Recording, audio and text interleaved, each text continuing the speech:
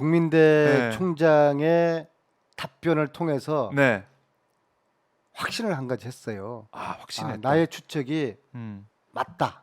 뭐냐면은 이 사람은 그분은 핫바지다. 배우에 누군가가 있다. 누군가 있다. 아니 제가 이렇게 묻잖아요. 네. 김건희 논문 이렇게 보여주면서 네. 이거 저 읽어 보셨습니까? 아하. 읽어 봤어야 되는 거죠. 그렇죠. 이렇게까지 안 읽어도 있다고? 읽었다고 해야 되는 거죠. 예. 근데 딱 잡아대잖아요. 총장 입장에서. 안 읽어봤습니다. 아하. 그게 말이 됩니까? 그다음에 도이치모터스 주식을 네. 19년 4월에 뭐 1억도 아니고 2억도 아니고 26억 원어치를 샀는데 이거 국민대가 왜 샀습니까? 그걸 총장이 뭐라고 답변했습니까? 저는 알지 못합니다. 그게 말이 됩니까? 그죠? 답변이 나왔죠. 자, 네. 왜 국정감사 10월 4일 정인 출석 앞두고 10월 3일 날 왜 몽골 대학 그 축제 개교 기밀 갔습니까? 이거 네. 누가 시켰습니까? 제가 했습니다. 저는 딱 거짓 답변이라고 보거든요. 준비를 해놓고 이렇게 누군가가 답변하겠다. 총장을 움직이는 네. 보이지 않는 배우가 있다. 그리고 그 배우는 권력과 네. 대통령실 권력과 밀당을 타고 있을 것이다. 이미 교육부는 국민들을 두둔하고 있다는 게 다 드러나지 네, 않았습니까? 그래서 감사해가지고. 이 총장을 움직이는 보이지 않는 손, 이 네. 배우를 밝혀내야 되지 않겠습니까? 그렇죠. 그런데 국정감사 때 네. 관련 증인들을 불렀는데 아무도 안 나왔잖아요. 이분들이 네. 나왔으면은 좀 빵빵빵 터질 텐데. 음. 그래서 시즌 2가 필요하다. 국감이 끝났다고 해서 끝난 게 아니다. 국민대 이 청문회를 해야 된다. 이 그래서 배우로 의심되는 네. 사람들 쫙쫙 불러 세워서 저는 김건희 여사도 불러야 된다 봅니다. 국민 나오든 안 나오든 그거는 김건희 여사의 판단이고 가장 핵심 당사자이지 않습니까? 네. 이야기를 해야죠. 본인의 일이니까. 그죠? 모든 의혹에 대해서 청문회니까 본인이 또. 모든 것을 다 알고 있지 않습니까? 그래서 김건희 여사를 포함한 네. 이해 당사자들, 배우로 의심되는 사람들을 모조리 한 자리에 모으는 국민대 청문회를 해야 된다. 네. 어쩌면 그 청문회가 성사되고 거기서 뭔가가 터지기 시작하면은 2016년도에 최순실 국정농단 청문회에 버금가는 국정조사. 그러한 일들이 벌어지고 그 청문회가 되면요 네. 내부 이제 제보가 막 쏟아져요. 아하. 그래서 청문회 이후에 네. 청문회로 그치는 것이 아니라 그 다음에 이제 특검을 할 수가 있는 것이죠. 국민들이 보고 네. 여론이 또 만들어질 것이고. 네. 이게 청문회 이제 가능성이 있습니까? 어떻게 보세요? 여야 합의를 해야 되는데 여야 합의를 해야 되죠. 여당은 찬성할까 반대할까요? 여당 예. 여당 반대하겠죠. 죽게 살기로 반대하죠. 네. 그러나 우리가 이거는 단독 처리하는 거예요. 그럼 저쪽에 이제 안건 조정 뭐 하면서 또 뭐 막을 거예요. 네. 뭐 그 시간 기다리면 돼요. 아하. 중요한 할수 것은 이 의혹을 이렇게 네. 묶고 갈 수는 없죠. 있다. 그러니까 야당은 야당의 길을 가야 되는 겁니다. 네. 저항에 부딪히더라도 그것이 설사 좌절되더라도 네. 야당의 길을 가야 되는 겁니다. 지금 국민대 관련된 야당의 길은 청문회를 하자고 요구를 하고 그걸 관철시켜내고 청문회를 실시하는 겁니다. 그럴 때 국민들이 야당에게 큰 길을 만들어주고 야당에게 승리를 안겨주는 것이죠. 네. 야당이 눈치 보고 야당이 주저주저 하는 순간 국민들이 야당을 어떻게 신뢰하겠습니까? 그래요. 이게 이제 청문회도 그렇지만 지금 대장동 특검 이재명 대표가 제안을 했죠. 네. 맨 처음에는 부산저축은행 건까지 같이 하다고 하다가 어제는 그건 떼놓고 대장동 건만 가지고 특검하자라고 제안을 했는데 뭐 여당은 반대를 하고 있고 이것도 뭐 통과시키기 어렵다 이런 얘기를 언론에서는 하고 있던데 이것도 이제 마찬가지겠네요. 민주당이 강하게 추진해야 된다. 통과를 시키려 노력해야 된다. 이렇게 보고 계시는 건가요? 똑같은 거예요. 똑같은 거다. 우리는 우리의 길을 국민과 함께 가는 겁니다. 지뢰? 아니 뭐 우리는 안될 역사의 거다 교훈을 생각하고 잊어서는 안 돼요. 예. 16년도 탄핵이 민주당이 그 탄핵을 주도했다고 생각하면은 오산입니다. 제가 오산 출신이지 않습니까? 예. 국민의힘으로 촛불의 힘으로 그런 탄핵 정국을 만들어냈고 박근혜 대통령을 하야시킨 것이거든요. 탄핵을 시킨 거고. 네, 그래서 제가 계속 네. 민주당이 이제는 광장으로 나갈 때가 되었다. 이제 그런 말씀을 이제 드리는 겁니다. 그러니까 김건희 특검이든 대장동 특검이든 네. 국민과 함께 촛불의 힘을 모아서 뚫고 나가는 것이죠. 네. 국힘이 스스로 열어주지 않습니다. 아하. 네. 그게 역사의 교훈이지 않습니까? 그러니까요. 그 탄핵도 진짜 이게 탄핵이 되겠어라는 얘기가 많았는데 됐어요. 광장에 있던 국민들의 촛불의 힘을 믿고 야당이 또 거기에 논란 그때 당시에 이제 여당에서도 반란표가 나왔기 때문에 가능했었죠. 네. 그래서 이 촛불의 힘을 모으기 위해 가지고는 네. 민주당 의원 개별적으로 광장에 나가서 야 이게 이렇게 분노한 시민들이 네. 평범한 시민들이 아하. 분노의 촛불을 나왔구나. 들었구나. 음. 야 내가 좀 생각을 잘못했구나. 네. 내가 보수 언론의 프레임에 갇혀서 음. 국힘이 욕할까봐 예? 몸살이었는데. 몸살이고 그랬구나. 예. 아. 그걸 의원님들이 자각을 해야 돼요. 그래요. 그런 면에서 가장 선도적으로 담을 넘어서 광장으로 나간 네. 김용민 의원은 아. 용기 있는 정치인이다. 그렇게 말씀드리고 싶고요. 네. 이 시점에서 다시 전재수 의원을 제가 갈치 정치인이라고 한 적이 없어요. 지난번 저희 그리고 제가 방송에서도 지난번에 해명했잖아요. 안 근데 했다고 했잖아요. 자꾸 다 그렇게 보수 쓰고 언론에서는 있더라고요. 예. 전재수 의원이 머리가 좀 하얗다고 갈치 정치라는 그 용어는요 네. 제가 만든 것도 아니고 그 예전부터 썼었고 제가 초선 때 노무현 대통령 시절에 네.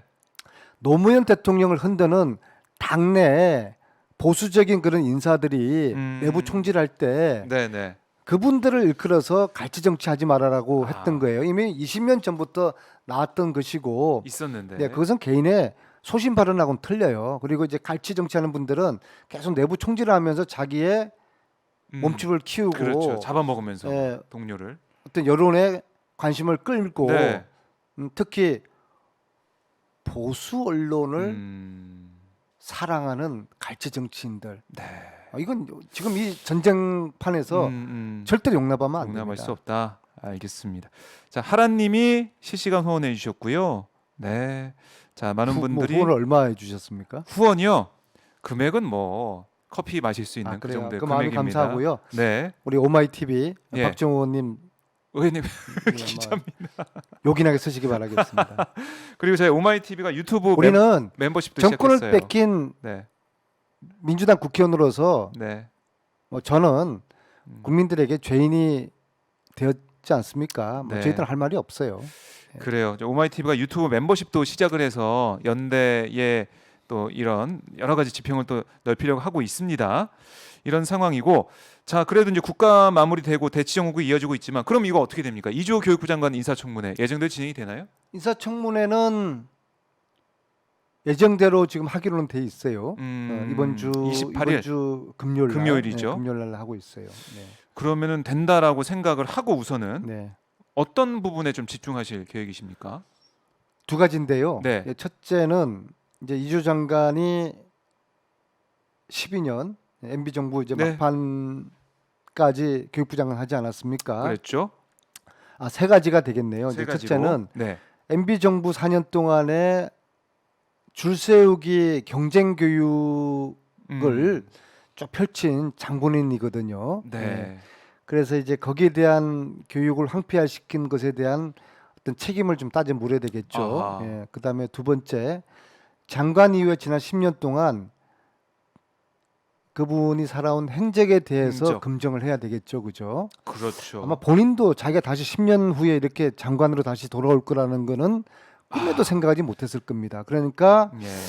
좀 편하게 자기 관리를 뭐 철저하게 할 필요가 없는 거죠. 그냥 뭐 일개 그냥 교수로 살아오셨을 테니까는요. 그 이후에는 네. 그래서 10년 동안에 허점이 곳곳에 있을 네. 것이다. 아. 그 허점이 뭔지는 영업 비밀이기 때문에 지금 밝히면은 대비를 하니까 그렇죠. 예. 영업 그 비밀은 있다. 지금 밝히긴 곤란하고요. 네. 세 번째는 앞으로 만약 이분이 임명을 받아서 교육부 장관이 된다고 그러면은 제가 볼 때는 과거 이분이 추구했던 수월성 교육, 줄 세우기 교육을 미래 교육으로 포장을 해서 줄 세우기 교육, 기족 교육의 시즌 2를 네. 행하지 않을까. 아하. 그래서 이주호의 미래 교육의 어떤 맹점, 네. 특히 이분이 그 AI 교육 이쪽에 사교육 업체하고 많이 어. 유착이 돼 있는 것 같아요. 네. 후원금도 받고. 그래요. 그래서 그런 부분에 대한 추궁을 한번 해봐야 되겠죠.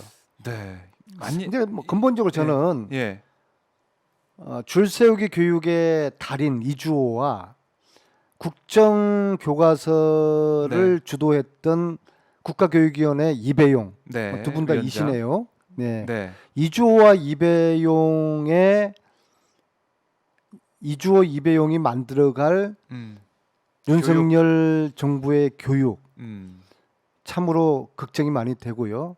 어쨌거나 그분들은 식민사관 네. 뭐 이배용 위원장은 자기는 식민사관주의가 아니라고 하지만은 이야기 들어보면은 그 논리가 그거예요. 그래서 역사적으로 상당히 친일에 가깝고 네.